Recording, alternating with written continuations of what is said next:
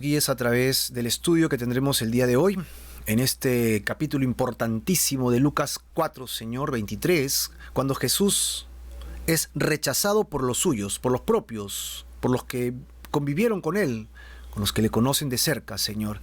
¿Y qué significaría eso para nosotros? ¿Qué respondió Jesús? ¿Cómo es que ellos responderán a esta convicción de Jesucristo por ellos? ¿Qué sucederá, Señor? ¿Y habrá aceptación? ¿Habrá rechazo? ¿Nosotros estaremos en igual condición que ellos, Señor? ¿O también nosotros estaremos rechazando el mensaje? ¿Jesús habrá pensado en nosotros mientras que Él estaba haciendo estas cosas? Señor, estas y muchos otros detalles queremos que nos guíes y nos respondas para que podamos nosotros entender tu palabra y ser guiados por ella. Por lo tanto, te pedimos, por favor, sabiduría, Señor, para ello en el nombre de Jesús.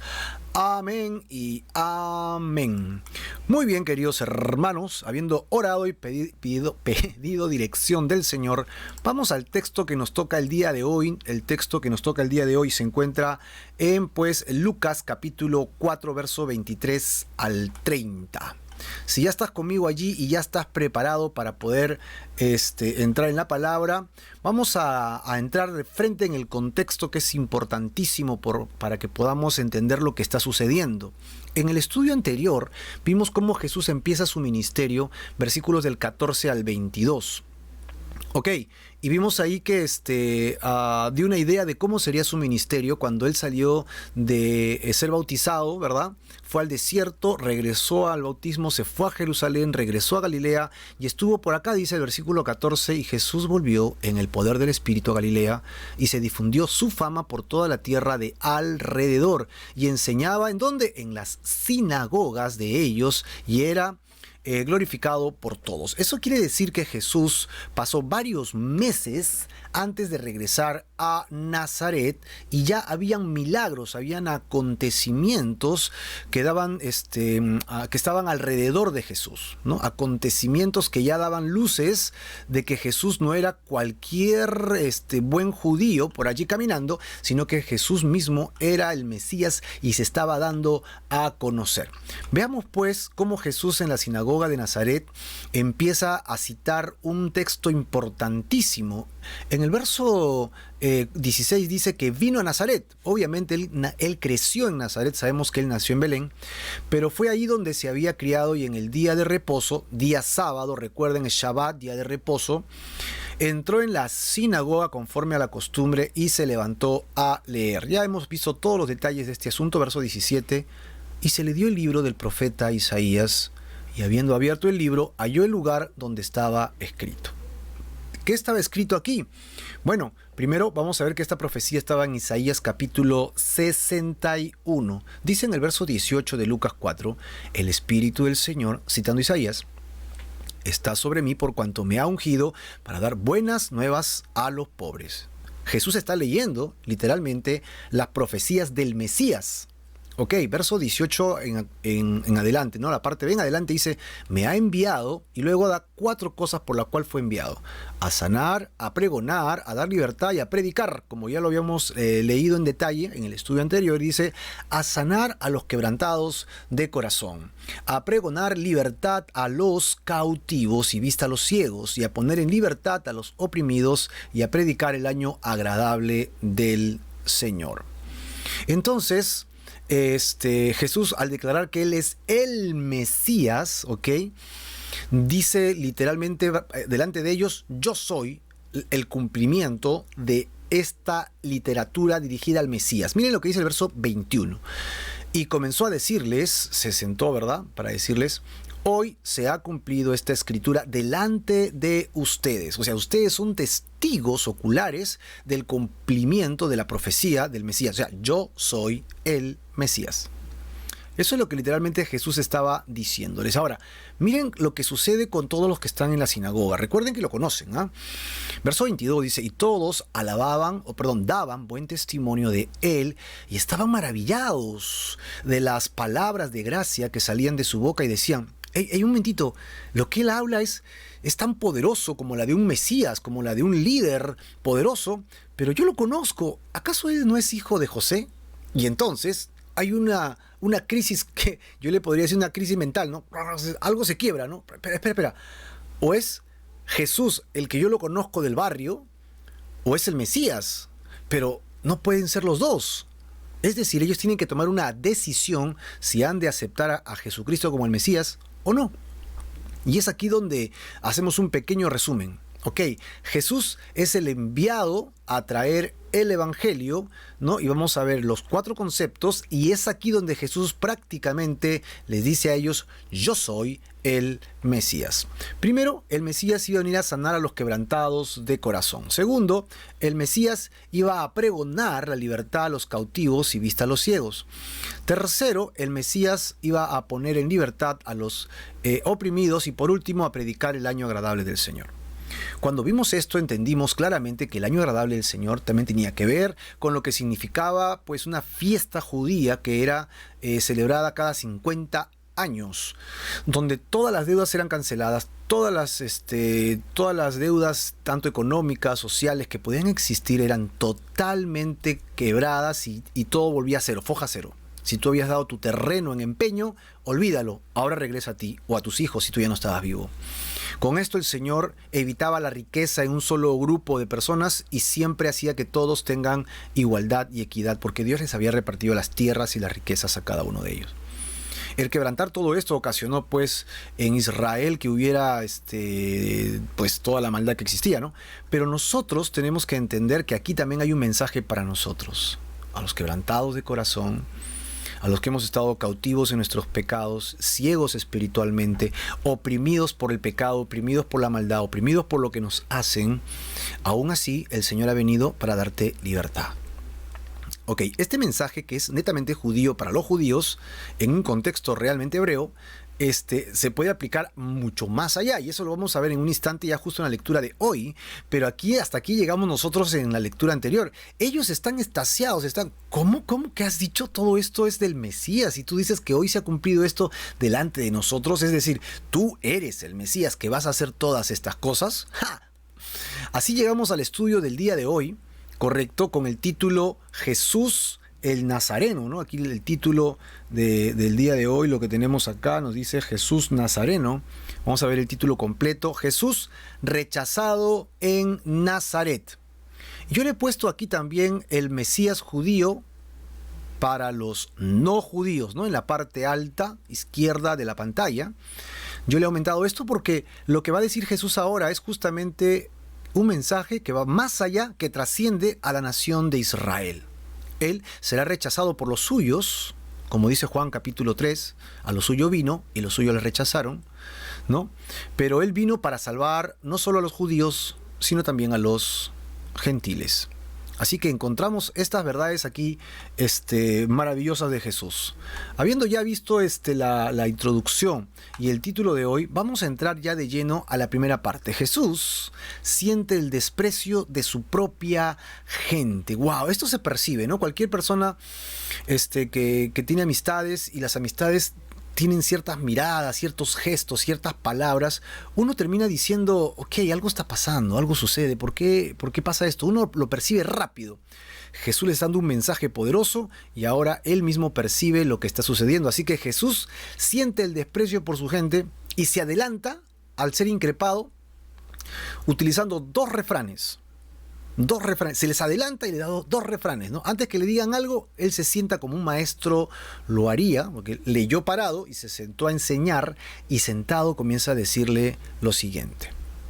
Sin duda ustedes me dirán este refrán. Primer refrán, y apúntalo allí. Médico, cúrate a ti mismo. De tantas cosas que hemos oído que has hecho en Capernaum, haz también aquí en tu tierra. Bueno, Jesús se les adelanta y toma un dicho que es bastante griego y que es traído también a la cultura judía acerca de un médico que se puede curar a sí mismo. Y esto no es muy saludable, ¿no? Porque no es muy objetivo. Un médico necesita otro médico para que lo cure justamente por ese tema. No llega a ser poco objetivo por su propio dolor o por lo que siente. Por lo tanto, le dirían a él, es ilógico, ¿no? Si tú has hecho algo grandioso en otros, ¿por qué no lo haces contigo? Ojo que esta frase también se repite de manera muy similar en la cruz, ¿verdad? Si eres el Hijo de Dios, baja de ahí mismo, ¿no? Y baja a los que están ahí contigo.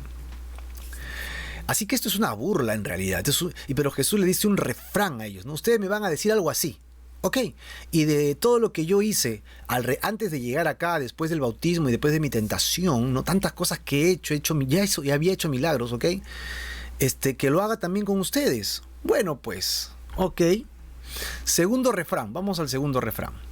Jesús acepta el rechazo y añadió lo siguiente. De cierto les digo, segundo refrán, que ningún profeta es acepto o aceptado en su propia tierra, ¿no? Y acá tenemos otra vez otro refrán que es un poquito más neto judío, hablando de los profetas, ¿verdad? Jesús les está diciendo a ellos, yo les voy a hablar a ustedes me conocen y porque ustedes me conocen, justamente ustedes van a negarme que yo soy el Mesías. No me van a aceptar. Jesús va a percibir que ellos lo rechazaban exactamente como Israel rechazó a Dios. Esto que les estoy diciendo parece increíble porque es el mismo cuadro en una escala pequeña. Dios con la nación de Israel. ¿Puedes ver el cuadro? Es decir, Dios el Todopoderoso con la nación de Israel que era pequeña, la salva, la rescata, la bendice y la hace una gran nación, y esa nación le da la espalda. Varias veces, y Dios mandó profetas para que le hablen, y ellos le daban la espalda a Dios. Eso es lo que sucedía vez tras vez, vez tras vez. Ahora Dios envía a su propio Hijo, Jesucristo, para que esté con ellos, y Jesús le dice a ellos, yo soy el profeta por excelencia, y ustedes no me van a creer. Ningún profeta hay en su propia tierra. Ustedes me van a decir, a ver médico, cúrate a ti mismo, y yo les voy a decir a ustedes, no hay profeta en su tierra, porque ¿sabes qué cosa? Ustedes rechazan todo lo que es de parte de Dios. Es increíble que el ser humano tenga la capacidad de tener este concepto de, bueno, yo voy a rechazar a Dios este año. No, este año hubo pandemia. Si Dios existiera, no hubiera habido pandemia, pues, ¿no? Entonces, conclusión, yo no voy a servir a Dios. Dios es malo. Y tenemos esa capacidad de juzgar a Dios, ¿ok? Ponerlo en un lugar aparte de nuestra vida y querer vivir sin Dios. Pues esta capacidad que tiene el hombre es una capacidad terrible, pero a la vez está dentro del marco del libre albedrío. Este cuadro se va a repetir justamente con este pequeño grupo en la sinagoga de gente que conoce a Jesús y lo va a rechazar. Bueno, y es así como siendo rechazado, como fue rechazado Israel, Jesús va a tomar ahora dos ejemplos de Israel rechazando a Dios, ¿no? Rechazando a Dios, y qué actitud toma Dios. ¡Wow! Eso está picante, ¿eh? Eso está picante. Así que toma nota porque es importante. Esto no solamente se podría aplicar a la nación de Israel, sino también podría aplicar a nuestras propias vidas. Ah, sí, yo creo en Dios, pero hoy día no, mañana sí. Y jugamos un poco con Dios, como hizo la nación de Israel con Dios. Y entonces lo que le sucede a Israel nos puede pasar a nosotros, como Pablo mismo dice en Corintios, ¿verdad? 1 Corintios 10, si no me equivoco, hablando acerca de que lo que le sucedió a Israel nos ha servido como ejemplo por lo que Dios podría hacer contra nosotros. Dura cosa es caer en manos del Dios vivo. Así que Jesús les advierte que su mensaje, que es para los judíos, también ahora va a ir a los gentiles. ¿En qué sentido? Dos ejemplos, una viuda y un general. Dos personajes, así que tenlos en cuenta. Una viuda extranjera y un general extranjero también. Correcto. Una viuda pobre y un general rico. Los dos, que son fuera de la nación de Israel, Dios va a permitir hacer algo con ellos que no hacía con la nación de Israel. Y veamos qué hace. O sea, la nación de Israel rechaza a Dios y Dios se va y se enfoca en la viuda y se enfoca en Naamán. ¿Por qué? ¿Qué ganó con eso? ¿Y qué significa para nosotros? Bueno, justamente es el tema que vamos a desarrollar hoy día. Correcto, están conmigo porque vamos a ver varios detalles, así que estén conmigo rápido, apunten rápido porque si no se nos va a ir el tiempo y el tiempo es brutal aquí en el internet, se nos va el toque. Primer ejemplo que les pone Jesús. Ustedes no me van a creer, ustedes me van a decir médico, cúrate a ti mismo, ustedes, el profeta no es reconocido en su propia tierra. Bueno, miren lo que le pasó a Israel. Primer ejemplo es Elías, un profeta. El profeta Elías incluso es el tipo de Juan el Bautista, ¿no? Juan el Bautista es un tipo de Elías. Y él se encuentra con la viuda extranjera. Versículo 25 al 26 dice, y en verdad os digo que muchas viudas había en Israel. Ok, ¿en qué días? Lo dice exactamente ahí en los días de Elías. Ahora, cuando el cielo fue cerrado por 3 años y 6 meses y hubo una gran hambre en toda la tierra. Pero a ninguna de ellas fue enviado Elías, sino a una mujer viuda de Serepta, de Sidón. Este pasaje lo podemos rescatar del capítulo 16 y capítulo 17 del libro en el Antiguo Testamento llamado Primera de Reyes. Así que apúntalo, ve a tu Biblia, si tienes a la mano tu Biblia, ve allá al capítulo 16 y 17 de Primera de Reyes, porque yo voy a ir para allá en un instante y vamos a pasar rápido por la historia de lo que sucedió allí, ¿no? ¿Ya estás preparado? Recuerda, había muchas viudas, tiempo de Elías, el cielo se cerró, 3 años y medio de hambre, hambre, que en toda la tierra, ok, pero Dios se fijó en una extranjera. ¿Por qué no bendijo a su nación? ¿Por qué bendijo a una extranjera? Veamos pues, vamos juntos a Primera de Reyes capítulo 16 y 17. Lo primero que tenemos que encontrar aquí, ok, es el rey en curso. Mientras que Elías era el profeta, había un rey llamado Acab, ¿no? Y él se casó con una mujer llamada Jezabel. Valgan verdades que este reino era el del norte, ¿no? Para que tengamos en consideración. El reino de Israel, de David, de Salomón, se dividió en dos, ¿no? Después de Salomón se dividió en dos, el del norte y el del sur, ¿no? Y los del norte, los reyes, eran de diferentes tribus, pero ninguno de ellos hizo lo bueno a los ojos de Dios. Mientras que en el reino del sur, que era la tribu de Judá, ya de David, literalmente descendientes de David, unos hacían lo bueno, otros hacían lo malo. Nos enfocamos en el del norte porque todos hicieron lo malo, entonces al hacer lo malo se apartaron de Dios, ¿no? Y Acab era un rey que se apartó de lo peor, o sea, se apartó literalmente de Dios. Y en el capítulo 16, que no lo vamos a leer porque no es el estudio de hoy, Acab abandona a Dios, se casa con una mujer pagana llamada Jezabel, y seguramente que el nombre te trina en los oídos, ¿no? Jezabel. Es toda una historia ella.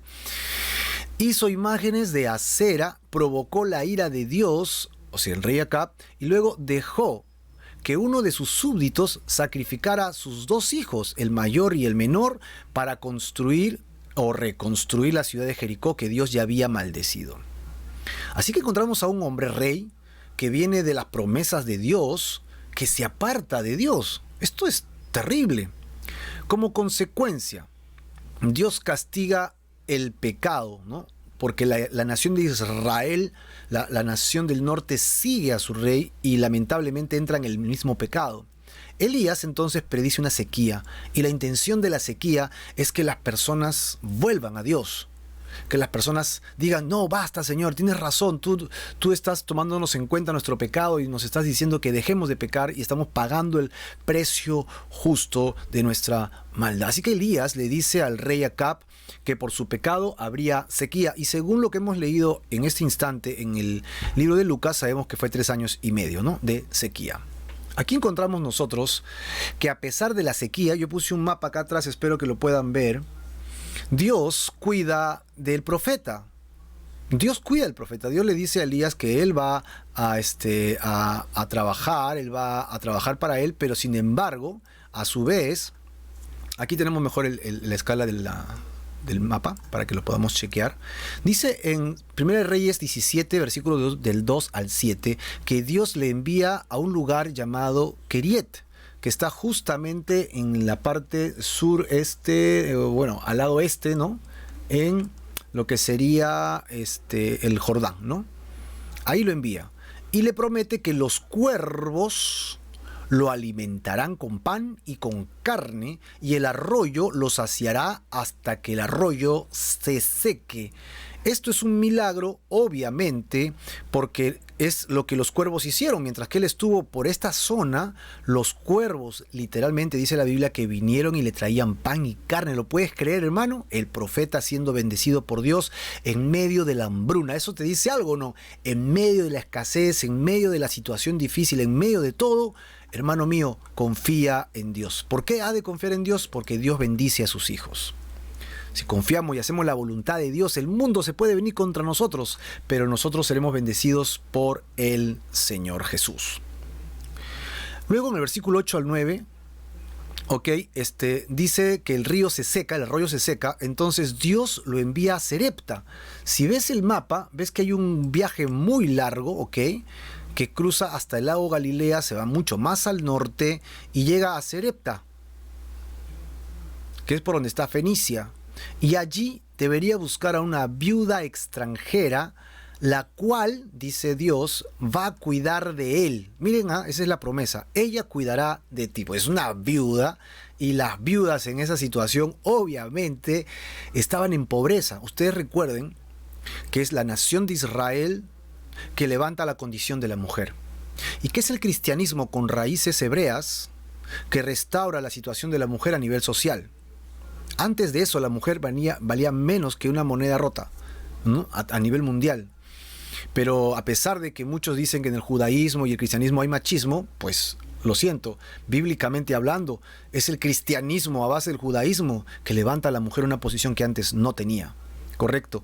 Y aquí encontramos que esta mujer que estaba en total abandono, porque es la situación de una viuda, va a cuidar de un profeta. Esto no parece justo. Lo hubiera enviado con un rey, con un empresario. Lo envía con una viuda. Esto parece un poquito raro, ¿no? Un poquito raro para el tema. Sin embargo, vamos a ver cómo Dios provee en medio de la escasez. Y Dios cuida de Elías en el versículo 10 al 12 y dice, que Elías encuentra a la viuda y le pide agua y comida, ¿no? Imagínate, le pide agua y comida a la pobre viuda. Y la viuda le dice, y se sincera, ¿no?, que lo que tenía era lo último que ella había conseguido para dar de comer a ella y a su hijo, y después de eso iban a esperar la muerte. ¿Por qué? Porque la hambruna había llegado tan lejos que ya no tendrían cómo alimentarse más. Y justo llega este profeta a pedirle comida. ¡Qué raro! Sin embargo, Elías le pide que confíe en Dios, ¿no? Confía en Dios, le dice a esta mujer. A esta mujer que, les vuelvo a repetir, no está dentro del grupo de los judíos. Es una extranjera. Extranjera que tú no has crecido como los demás judíos. Confía en Dios, en el Dios de Israel. ¿Y sabes qué? Sírveme primero a mí. O sea, lo que le pide es tremendo. O sea, ella tiene que escoger entre servirle a un hombre que dice que es profeta de Dios o servirle a su hijo la última comida. Pero ella cree en Dios, ella cree en las palabras que Dios le da a este profeta y les dio de comer tanto a él como a su hijo. Y lo que pasó fue un milagro. La palabra se cumplió y la comida no escaseó. Ella seguía sacando comida de la olla y seguía saliendo, hermano. Esto fue un milagro de provisión de parte del Señor en medio de la escasez. ¿Y cuántos de los que están con nosotros acá en línea podrían dar testimonio de algo así en sus vidas? ¿Sí, hermano, o no? ¿Cómo te va con el balón de gas? O sea, el balón de gas normalmente me dura un mes, pero van 6 meses y no se me gasta. No sé por qué. ¿Qué pasó? ¿No? ¿Qué le han hecho un hueco y le siguen metiendo? ¿Pero por dónde? No sé. Hermano, Dios está proveyendo de manera milagrosa. Cree que Dios pueda proveer. Esto es lo que sucede. Hasta acá la historia está preciosa. Una mujer extranjera que está creyendo en el Dios de Israel a pesar de que no nació con toda la cultura, que no creció con toda la cultura. Sin embargo, viene la tragedia. La tragedia que viene es terrible porque dice en los versículos 17 al 18 que el hijo se le enferma y se muere. Le da una enfermedad de muerte. ¡Wow! Y ella le acusa a Elías. Ella acusa a Elías y le dice, por tu culpa seguramente, ¿por qué me has traído esta calamidad aquí? Yo te ayudé y seguramente porque te he ayudado es que me está sucediendo estas cosas. ¿Ok?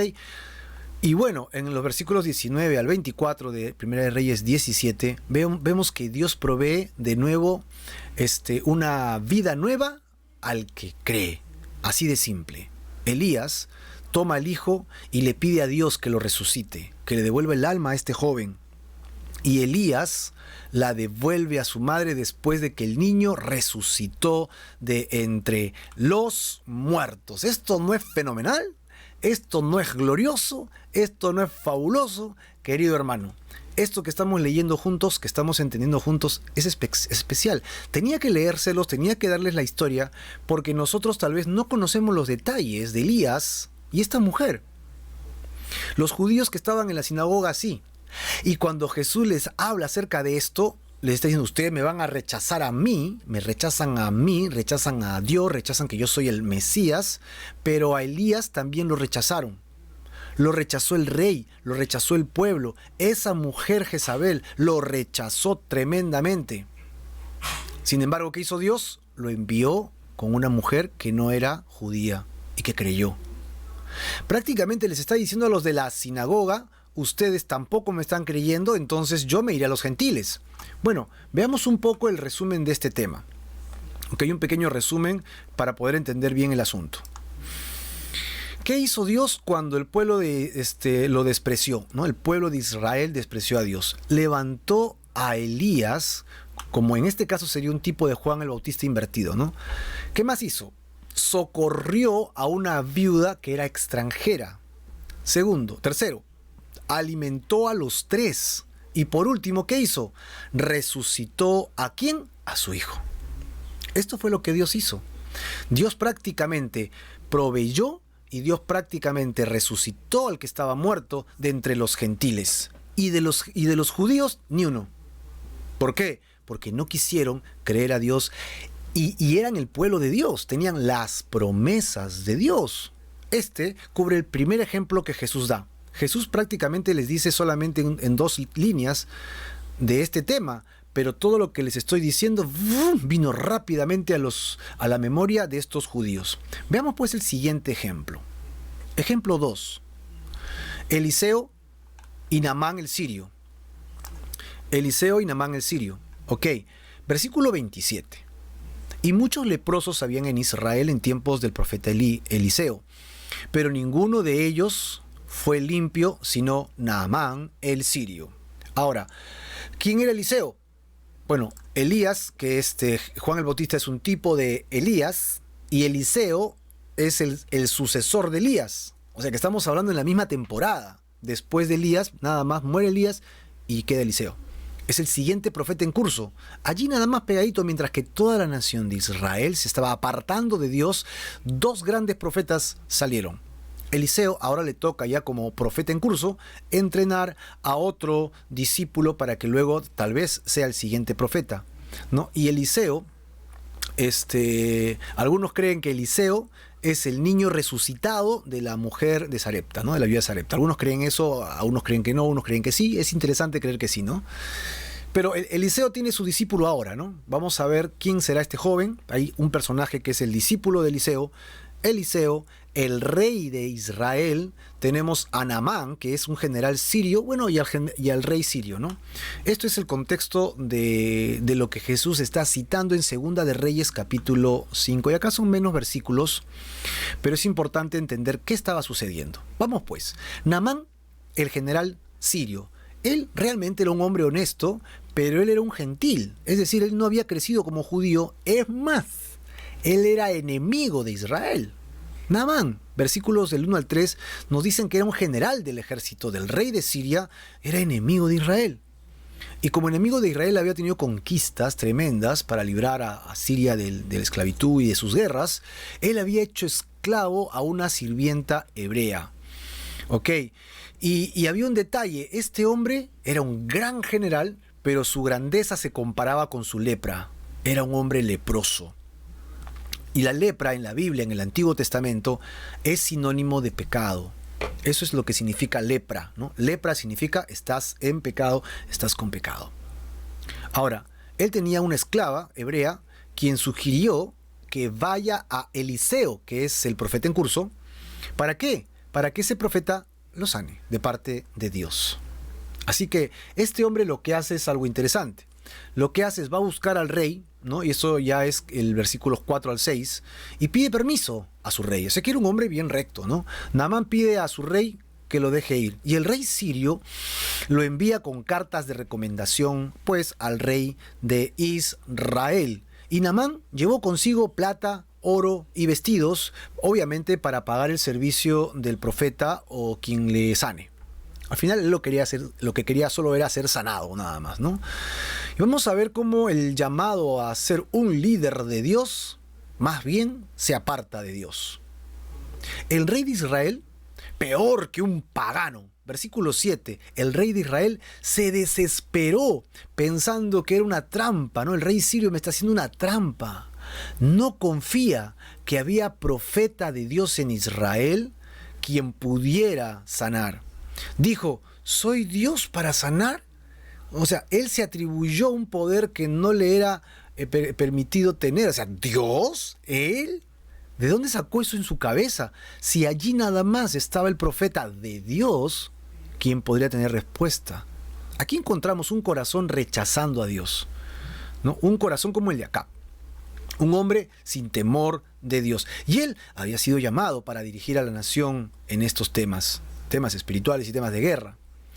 Eliseo llama a Naamán, pero eso significa pues que Eliseo como siervo estaba preparado en todo instante. Versículos del 8 al 13 nos dicen que Eliseo lo manda a llamar para demostrar que sí, efectivamente había Dios en Israel y Dios podía hacer algo portentoso. Envía al general no judío, ¿no? Otra vez, no judío o gentil, que es lo mismo. Así que apunta allí, gentil, se traduce como goin, significa pagano, y es un no judío, ¿no? Un no judío es un gentil, que le da indicaciones para que sea sanado, tiene que lavarse 7 veces en el Jordán. Y él, después de discutir un poco el asunto, acepta, ¿no? Y se va y se baña. Las 7 veces se mete en el río Jordán. Así que encontramos que este pagano se sujeta a la orden de Dios dada al profeta. Naamán obedece. El verso 14 nos habla de que el general se somete a la voluntad de Dios. ¿Y qué pasó? ¡Ajá! Sucedió lo que se esperaba. El pagano es sanado totalmente por el poder de Dios. Ese río no tiene nada espectacular. Es como cualquier otro río, simplemente es el río, es la obediencia que él puso en Dios. Un hombre pagano obedeciendo a Dios. Que es similar a la mujer, a la mujer viuda, ¿no? Paganos que obedecen a Dios. Nosotros no somos judíos. ¿Y nosotros estaremos obedeciendo a Dios? ¿Tú y yo estaremos dando obediencias al Dios de Israel? Naamán es sanado, verso 14. El general es sanado totalmente por el poder del Señor. Ahora, algo más sucede. Vamos a encontrar nosotros lo que sucede después de este milagro. Vamos a encontrar que el pagano general se convierte a Dios. Digo, no, esto que ha sucedido no es magia, no, es Dios. Además, Eliseo está segurísimo que eso es un mensaje de Dios, no es de él, ni siquiera él es Dios. Verso 15 al 18. El general desea recompensar a Eliseo, pero Eliseo no acepta. Y Naamán abraza la fe en el Dios hebreo y le dice, por favor, permíteme llevar sacrificios para dar a tu Dios desde este lugar. Ok, en otras palabras, bendíceme y perdóname porque yo soy un general que vive lejos de Jerusalén y tengo que obedecer a mi rey allá donde yo vivo y seguramente me pedirá que le acompañe a que él haga cosas terribles. Pero yo he puesto mi fe ahora en el Dios hebreo. Wow, mi hermano, aquí encontramos nosotros un hombre convertido, un pagano convertido. El profeta dice, no por el dinero. Ya tenemos lo que buscábamos, que te conviertas a Dios. Ahora, vamos a encontrar al siervo de Eliseo, el discípulo de Eliseo, el que está siendo entrenado por Eliseo. Su nombre es Giesi. Y vamos a ver que este hombre que está siendo entrenado pierde el rumbo. Este hombre que tiene las promesas, está viendo el poder de Dios. Vez tras vez, milagro tras milagro, por mano de este hombre. Él pierde el rumbo. Giezi se convierte en peor que un pagano. Tal vez está siguiendo la ruta, la conducta del rey en curso y no la del profeta que busca a Dios. Del verso 19 al 24, vemos que el siervo de Eliseo, obvio, Giezi, decide tomar por su cuenta el pago que Eliseo había rechazado. Ah, tú no quieres Eliseo, pero es mucho dinero, Eliseo, ¿por qué no lo quieres? Bueno, entonces ya vengo, voy a comprar pancito, y comienza a correr y persigue a Naamán. Naamán, y Naamán lo ve que viene, entonces se baja y le dice, ¿qué sucede? ¿Qué sucede? ¿No? Y entonces al perseguirle, hace una mentira, le dice una gran mentira, le dice, cuando te fuiste llegaron 2 hombres que necesitaban comer y entonces me ha enviado el profeta Eliseo y dice que por favor le envíes algo de lo que le habías prometido. No le envíes todo, solamente envíale algo nada más. Lo que él quería era tomar partido de ese dinero, ¿no? Pero el general le dice, no, toma más, o sea, insisto, y le metió en la bolsa más dinero y le dio los vestidos que pidió y se lo llevó. Y lo que hizo Giezi fue guardar ese dinero, lo llevó consigo y lo escondió en la casa. Mira, el pagano obedece a Dios y el hombre que conoce las cosas de Dios no tiene temor de Dios. ¿Cuál crees que será su fin? ¿Qué crees que le pasará? ¿Qué crees que le acontecerá? Pues el siervo no se arrepiente y debe pagar el precio. En los versos 25 al 27 encontramos que Eliseo le da la oportunidad a Giezi de ser franco, de decir su pecado, le da la oportunidad de hablar. Sin embargo, él sigue con su mentira. El siervo no tiene temor de Dios y sigue mintiendo. Y Dios ya le había revelado a Eliseo lo que había pasado. El castigo de su pecado fue la lepra de Naamán en él. Y no solo en él, sino que también en sus hijos por todas sus generaciones. Es decir, si traducimos que lepra es pecado y el pecado trae consigo la muerte, la lepra ahora le vino a Giezi y como consecuencia la muerte a él y a su familia. Qué terrible es apartarse de Dios, peor aún si lo conocemos. El pecado puede entrar a nuestras casas, el pecado puede entrar a nuestras vidas y puede destruir nuestros hijos y nuestras generaciones. Tengamos cuidado, seamos temerosos de Dios. El contexto son la nación de Israel apartándose de Dios. Ese es el contexto en el que estamos nosotros viendo todos estos detalles. Así que ahora vemos lo que está sucediendo. ¿Qué hizo Dios cuando el pueblo de Israel lo despreció? Primero, encontramos al rey de Israel. Encontramos a Giezi, siervo de Dios. ¿Verdad? ¿Qué más? Vemos que tanto Giezi como el rey de Israel rechazaron a Dios. ¿Qué más vimos? Vimos que la lepra que era de Naamán ahora cae sobre Giezi y es condenado, justamente como el rey, ahora de manera figurada, también está en pecado y obviamente también estará condenado.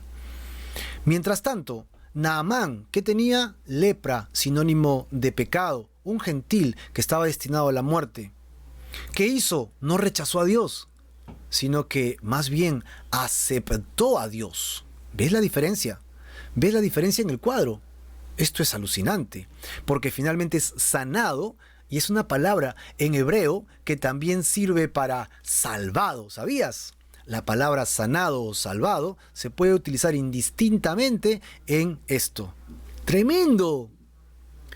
Los que de alguna manera tenían las promesas de Dios, y voy a tratar de ponerte un punto sobre esto, donde está el rey y Giezi, tenían las promesas de Dios y por lo tanto podrían ser salvos por las promesas de Dios y creían y andaban en los caminos del Señor.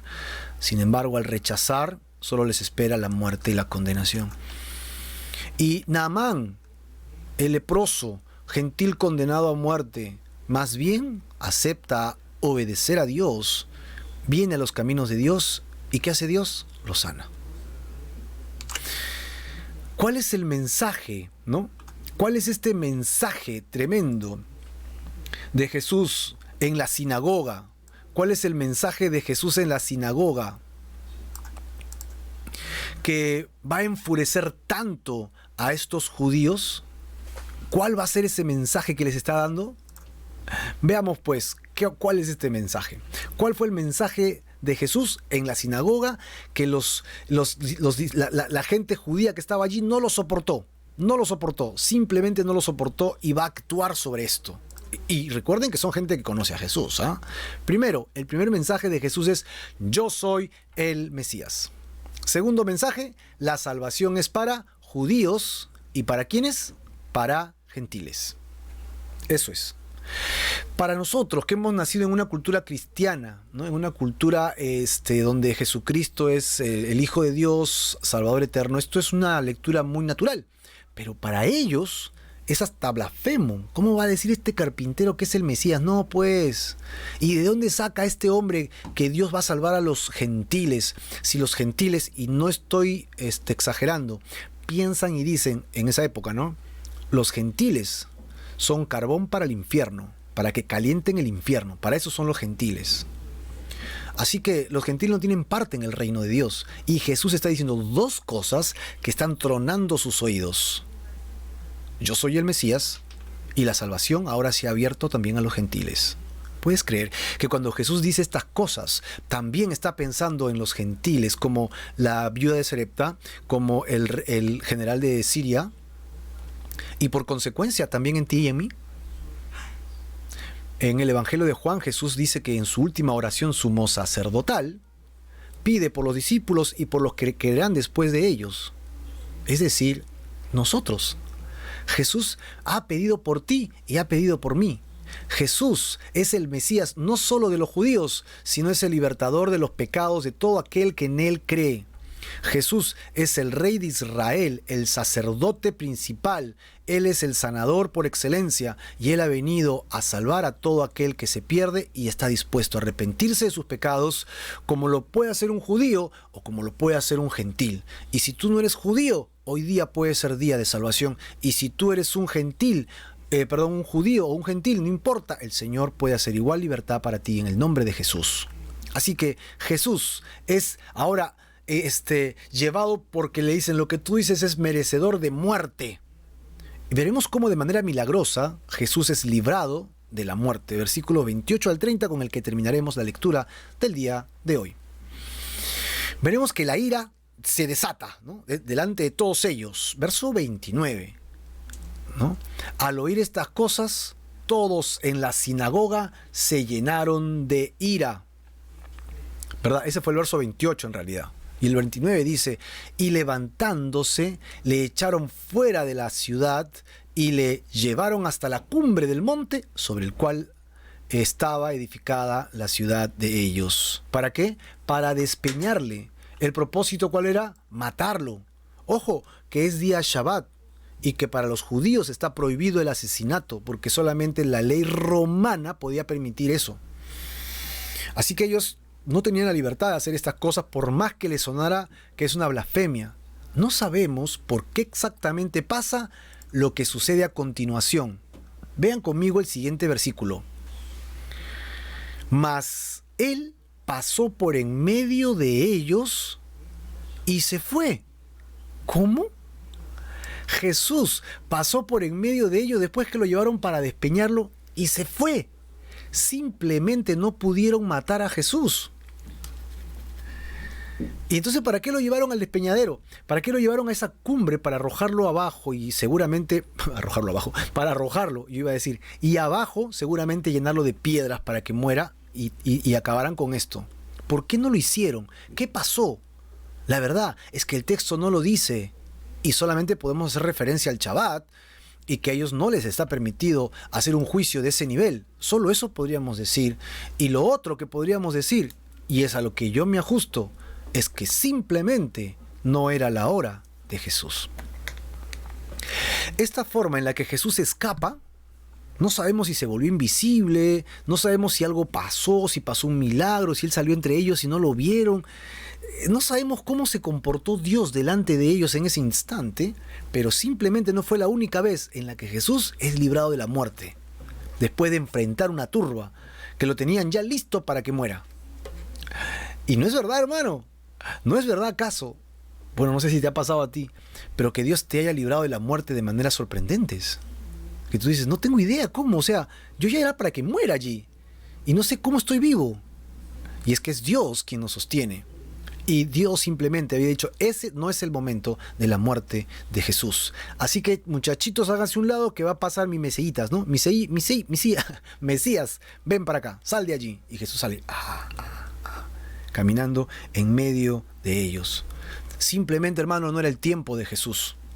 Así de simple, no era el tiempo del Señor. Por lo tanto, Jesús sale librado de la muerte después de haber confesado que Él era el Mesías, después de haber confesado que Él era el que había de librar no solo a judíos, sino también a gentiles. Y es así como nosotros llegamos al resumen. Vamos a hacer un pequeño resumen. Vámonos acá. Sí, perfecto. Vamos a concluir con este resumen que tenemos pendiente para que podamos entender todo lo que sucedió en este contexto. Vemos que Jesús pensó en salvar a judíos y a gentiles, no solamente a judíos, sino a judíos y gentiles. De tal manera que el Señor Jesús quiere librar de la muerte eterna a todo aquel que en Él cree. Y tomó como ejemplo Israel. Israel rechazó el mensaje, pero también rechazaron a los mensajeros. Aquí, una sección de Israel, un pequeño grupo de Israel, está rechazando a Jesús. Pero la nación entera rechazó a Elías y a Eliseo. En el caso de Elías y Eliseo, Dios los envía a los no judíos. Y es exactamente lo que hará Jesús, ir también a los gentiles. Por un lado, vemos que va a la viuda, y esta viuda era pobre. ¿Y qué hace? 1, la alimenta, y 2, le da vida al hijo fallecido. Segundo, nosotros vemos que Eliseo manda llamar a Naamán, todavía ni siquiera era un buen vecino por allí que tenía un trabajo medio, era un general, alguien que estaba junto a un rey enemigo, y Naamán, que era rico, encontró sanidad y salvación, creemos nosotros, porque se entregó a Dios, al Dios de Israel. Esto es lo que hemos encontrado nosotros hasta este punto. ¿Cuál es el punto? El punto es que si la nación hebrea no quiere escuchar el mensaje, Dios no se va a quedar con ellos, sino que expandirá su mensaje para aquel que quiera creer. ¿Tú crees? Yo creo que el Señor nos ha llamado para tener vida eterna en Él, vida eterna en su presencia. Mi querido hermano y amigo que me estás escuchando, Dios le habló por muchos siglos a la nación de Israel, pero la nación de Israel rechazó el mensaje de Dios. En el tiempo de Jesús, dice Juan capítulo 1, a lo suyo vino, y los suyos no le recibieron. Bueno, dice que amaron más las tinieblas que la luz. Y Jesús vino para sanar al quebrantado de corazón. Jesús vino para sanar al que estaba humillado, al que estaba enfermo, al pobre, al que estaba en necesidad. Y tenemos 2 ejemplos de gente no judía, una viuda totalmente pobre y un Naamán, general, totalmente rico. ¿Y sabes qué? A Dios no le interesa ni tu pobreza ni tu riqueza. A lo que a Dios le interesa es tu obediencia. Lo que Dios anhela es que tú vengas a Él hoy día arrepentido y le entregues tu vida y tu corazón. ¿Y qué hará Él? Él te alimentará, Él te dará vida y Él te sanará.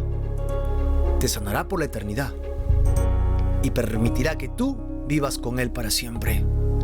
Este mensaje es un mensaje maravilloso, un mensaje de misericordia, un mensaje de amor, un mensaje de siguiente oportunidad.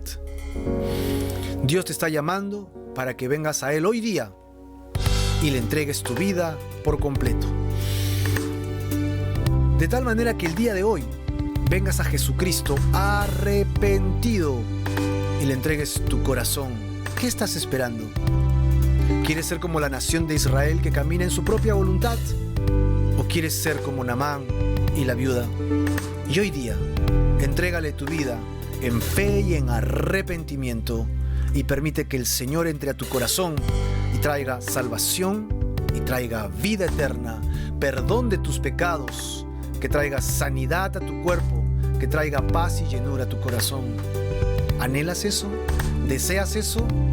Es el tiempo que Dios tiene para ti el día de hoy y yo te animo a que le entregues tu corazón. Entrégale tu vida con todas tus fuerzas a Dios y deja que Él llene tu vida. Vamos a orar. Señor Jesús, en este momento te entregamos nuestras vidas. En este momento estamos arrepentidos, dispuestos como la viuda de Sarepta, Señor, a ver tus milagros, a creer en tu palabra. Y aun cuando podamos dudar y perder a un niño querido en la muerte, Señor, tú nos devolverás vida eterna en ti. Perdidos andamos sin ti, Señor, pero solo tú traes vida y paz a nuestro corazón. Solo tú traes vida y transformación a nosotros. Te entregamos todo lo que somos. Recíbenos como tus hijos. Recíbenos, Señor, y permite que podamos entrar a tu reino el día de hoy. Pongo mi fe en tu obra en la cruz, porque para eso viniste. Señor, te llevaron para morir a un despeñadero, pero no lo lograron porque no era tu día. Tu día era en la cruz. Y ese día es el día que me da vida a mí, porque tú moriste por mí en esa cruz. Ahí está mi fe en tu muerte que paga el precio de mi pecado. Eso es, Señor. Y allí me reconcilio contigo, Señor. Y a partir de ahora renuncio a todos mis pecados. A partir de ahora renuncio a la maldad de mi corazón, a la codicia de mi corazón. Y me arrepiento para venir solamente ante ti a la cruz. Señor, recíbeme. Recíbeme, Señor. Te entrego mi vida y mi corazón. Y te suplico, Padre, en el nombre de Jesús. Te suplico, Señor, que me recibas como tu Hijo por siempre, por toda la eternidad. En el nombre poderoso de Jesucristo de Nazaret, que se cumpla tu palabra y tus profecías en mi corazón, Señor. Gracias te damos por siempre. En el nombre de Jesús. Oh Señor, amén y amén. Glorias te damos a ti, Jesús.